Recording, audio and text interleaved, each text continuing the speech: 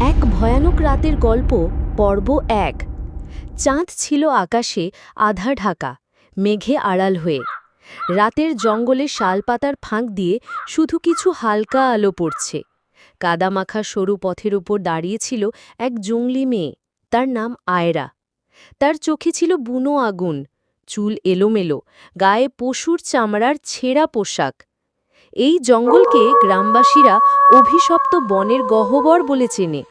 শোনা যায় এখানে বহু বছর আগে এক গোত্র নিশ্চিহ্ন হয়ে যায়, আর তাদের আত্মারা এখনও ঘুরে বেড়ায় গুহার ভেতর।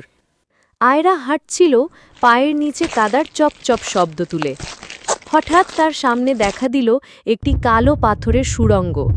এর মুখটা ছিল যেন এক দৈত্যের হাঁ করা মুখের মতো। ভেতর থেকে আসছিল ঠান্ডা বাতাস, আর বাতাসে মিশেছিল সোঁদা গন্ধ আর পুরনো রক্তের মতো কিছু একটা। সে ভেতরে ঢুকতেই পাথরের দেয়ালে দেখা মিলল আঁকামাকা অদ্ভুত চিহ্ন, যেন কেউ নখ দিয়ে খুঁচিয়ে বানিয়েছে। যত ভেতরে যাচ্ছিল ততই শোনা যাচ্ছিল হাড়ের খটখট শব্দ। হঠাৎ সামনে ঝলসে উঠল ফ্যাকাশে নীল আলো।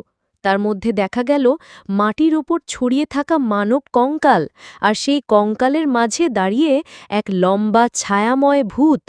তার চোখ দুটো লাল, আর মুখ থেকে ঝরছিল কালো ধোঁয়া। ভূত গর্জে উঠল, এ পথের শেষ তুমি দেখতে পারবে না। কিন্তু আয়রা শুধু ঠোঁট বাঁকিয়ে হাসল, কোমরে বাঁধা ধারালো হাড়ের ছুরি বের করল আর এগিয়ে গেল অন্ধকারের গভীরে।